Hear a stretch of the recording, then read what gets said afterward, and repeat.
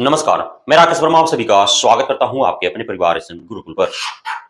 बिहार में चौथे चरण की शिक्षक भर्ती परीक्षा होगी अथवा नहीं, अर्थात टीआरई 4.0 की प्रक्रिया आरंभ की जाएगी अथवा नहीं, इस पर संशय बरकरार है।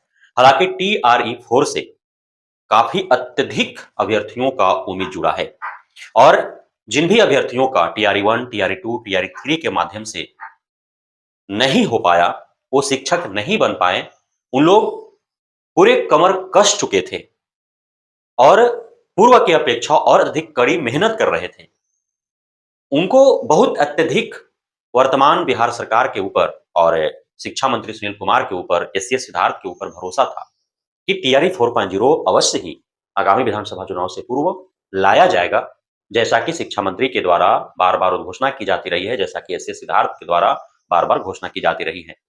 लेकिन अब आखिर क्यों उम्मीद टूटते जा रहा है? क्यों आखिर मैं बार-बार कह रहा हूं कि टीआरई 4.0 पर संशय बरकरार है? इसके पीछे कई कारण हैं।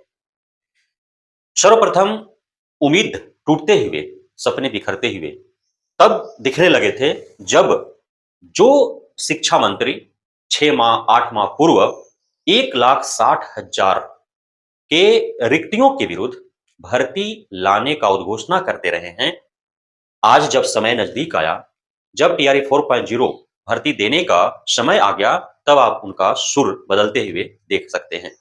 अब जब उनके द्वारा सवालात किए जाते हैं टीआरई 4 को लेकर के, तो उनका गोलमोल जवाब आता है। उनके द्वारा ये कही जा रही है कि अब तक जितनी भर्तियां हो चुकी हैं, उनका अवलोकन हम करेंगे पूरे समाप्ति होने के उपरांत। अब टीआरई 3.0 को समाप्ति होते-होते पूरा अप्रैल बीत जाएगा। उसके बाद वो अवलोकन करेंगे, रिक्तियां मंगाएंगे, फिर अधियाचना देंगे यदि रिक्तियां होंगी तो।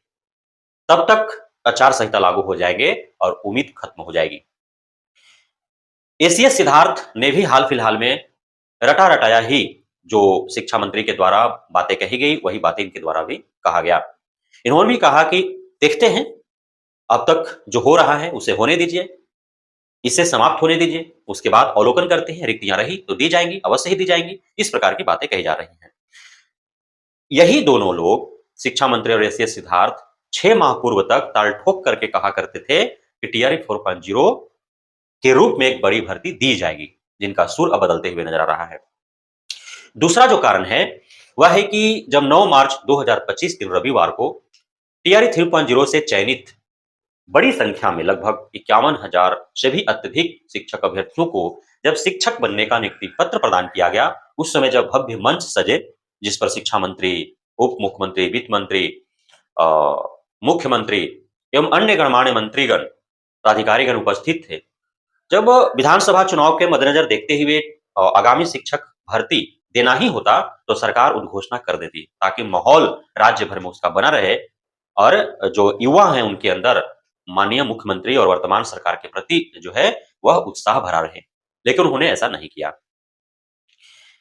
तीसरा जो कारण नजर आ रहा है वह यह है कि अभी हाल फिलहाल में सदन चल रहे हैं, सत्र चल रहे हैं और सदन में माननीय शिक्षा मंत्री के द्वारा अपने मुख से एक अल्फाज नहीं निकला कि हाँ, आगामी शिक्षक भर्ती आएगी भी अथवा नहीं। जबकि वहीं उन्होंने दिव्यांग बच्चों को पढ़ाने के लिए विशेष शिक्षकों की भर्ती हेतु अधियाचना बीपीएससी आयोग को भेजे जाने की बात स्वीकारी।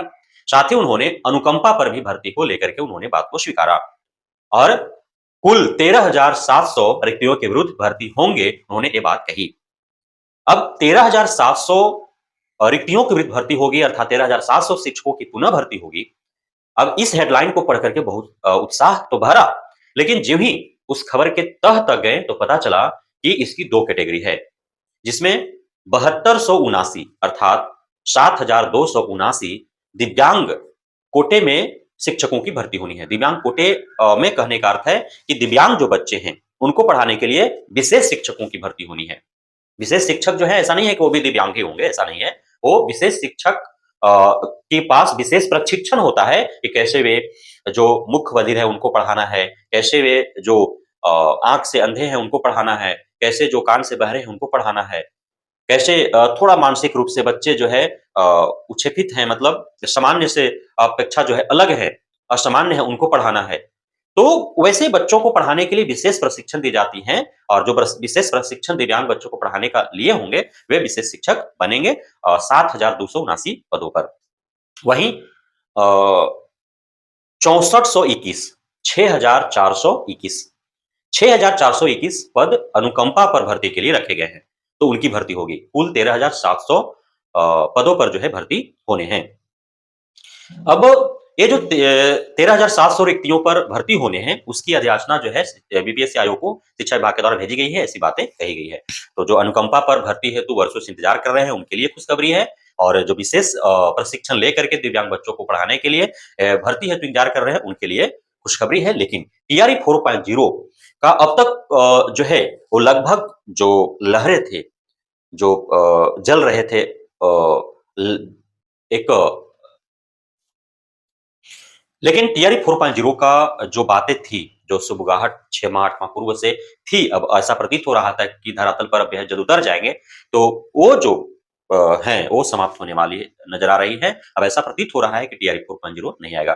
लेकिन उम्मीद पर दुनिया कायम है, उम्मीद बनाए रखें और आप चूँकि डीएलएड, बीएड कर चुके हैं, सीटेट, एसटेट उत्तीर्ण हैं, तो शिक्षक बनने के लिए ही ये सारे पात्रता आपने हासिल की है, योग्यता आपने हासिल की है, तो आपको तैयारी में जुटे रहना है। हो सकता है सरकार का मूड बदले और भाँप करके अपने मतदाताओं, युवा मतदाताएँ, नए मतदाताओं का जो माहौल है उसको और एकाएक जो है विज्ञप्ति जारी कर दे, चूँकि रिक्तियाँ तो मंगाई जा चुकी ही हैं।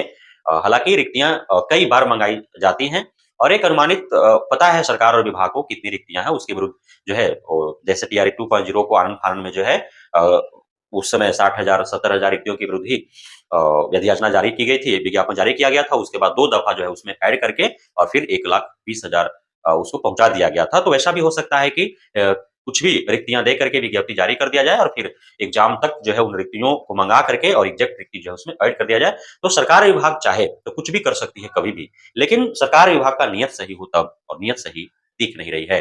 बहुत-बहुत धन्यवाद आप सभी साथियों का हमारे साथ जुड़े रहने के लिए, बढ़ने के लिए, तदार देने के लिए, भरोसा बनाए रखने के लिए।